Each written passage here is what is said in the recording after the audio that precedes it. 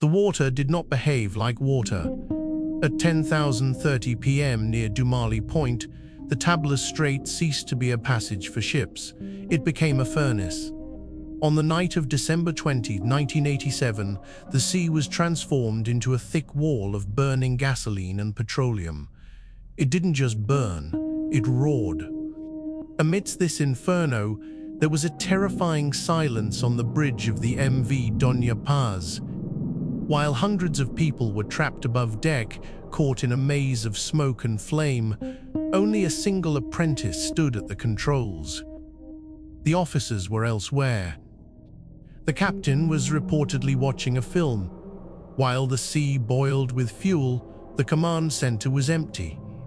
The scale of what followed is difficult to grasp without comparison.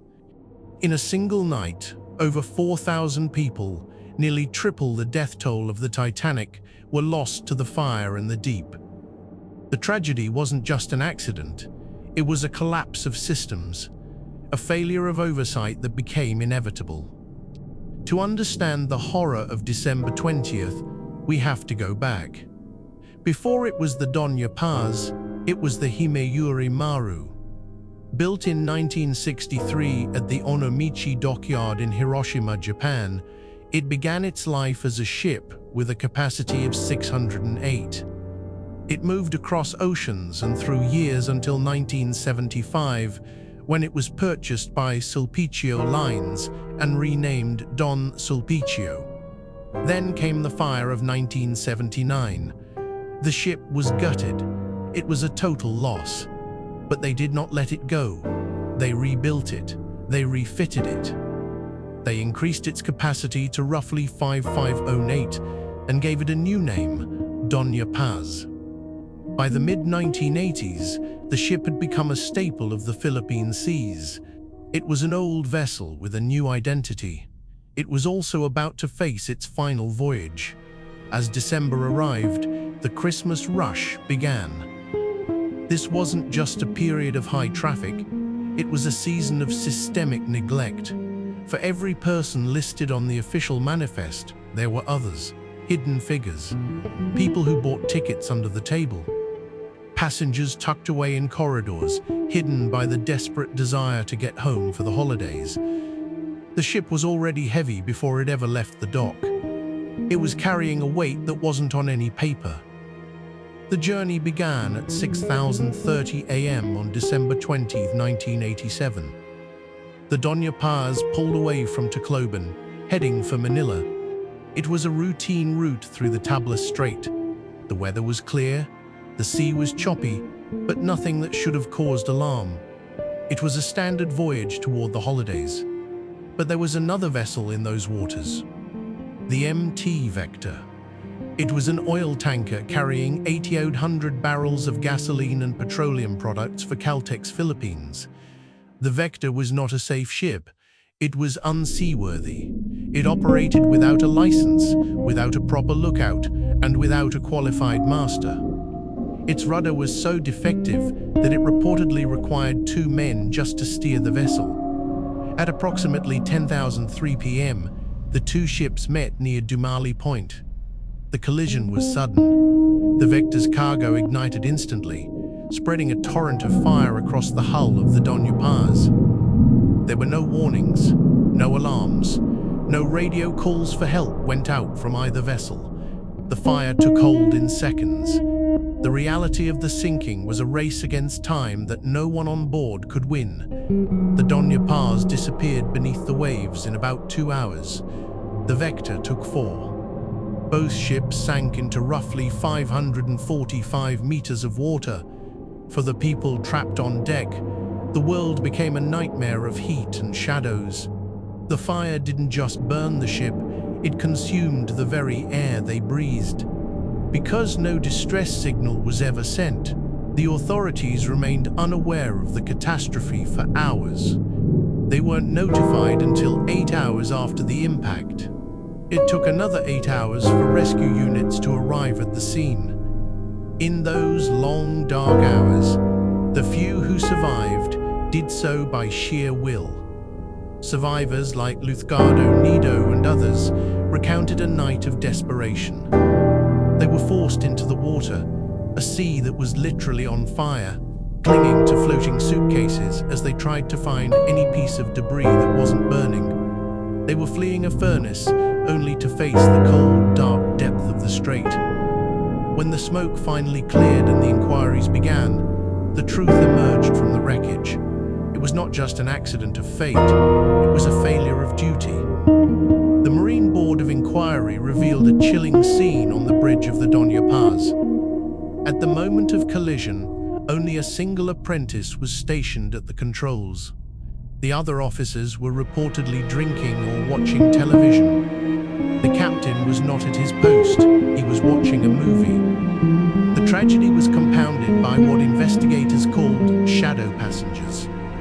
Due to systemic malpractice and the culture of the ferry industry, thousands of people were aboard who were never recorded on the manifest. This meant that when the fire started, there was no way for rescuers to know how many lives were at stake. The MT Vector was a ghost ship in many ways.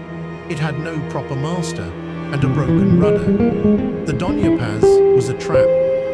It had no working radio, and its life jackets were kept locked away, inaccessible to the passengers in their moment of need. It wasn't just one mistake. It was a series of failures stacked like cordwood until they finally caught fire. The numbers are what remain. They are cold, and they are staggering. The official manifest for the Doña Paz listed roughly 4,093 to 583 people. The actual death toll is estimated at over 4,300.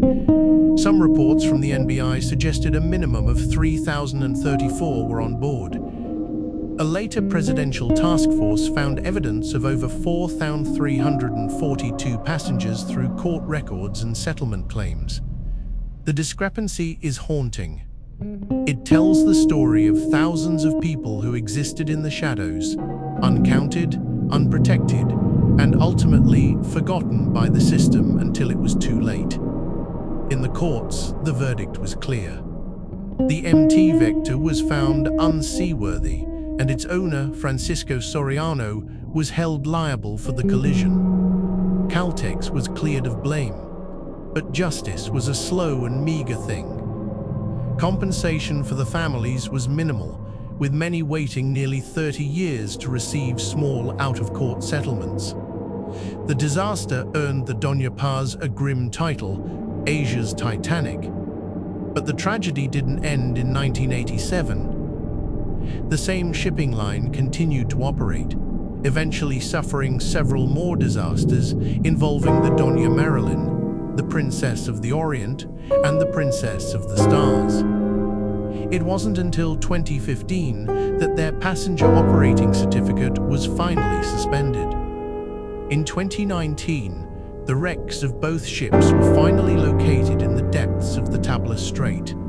They sit there still under 500 meters of water, silent and scarred. The memory of what happened stays with those who lived through it.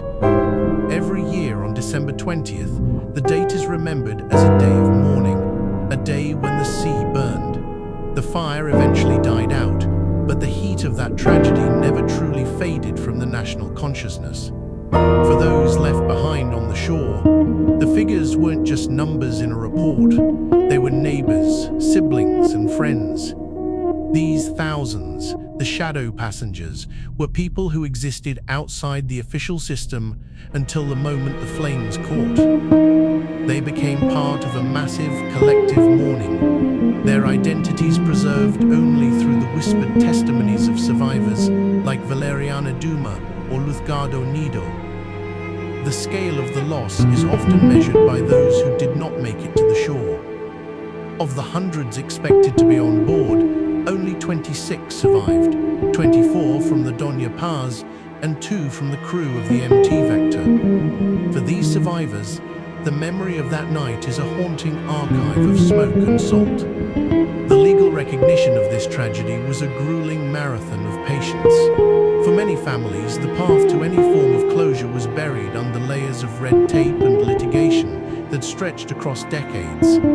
It wasn't until nearly 30 years later that some were finally able to receive out-of-court settlements.